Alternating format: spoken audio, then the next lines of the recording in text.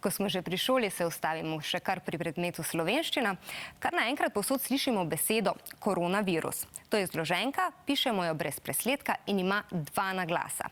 Pojavila se je že v slovarju novejšega besedja iz leta 2013 in v drugi izdaji slovarja slovenskega knjižnega jezika iz leta 2014.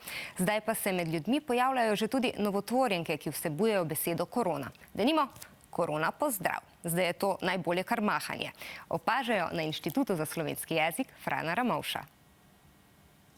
Z jezikom opisujemo svet okrog sebe in ker se svet stalno spreminja, se spreminjajo tudi besede, s katerimi ga opisujemo. Rojevajo se nove besede in umirajo stare. In da v večji meri uporabljamo besede, ki so jih prej uporabljali samo strokovnjaki.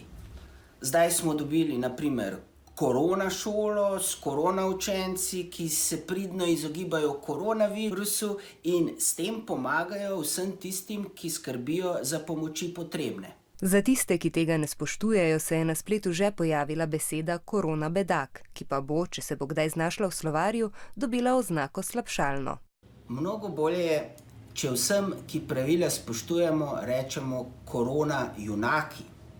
Vsak od vas, ki zdaj gleda to oddajo in spoštuje vsa pravila, je namreč čisto pravi junak.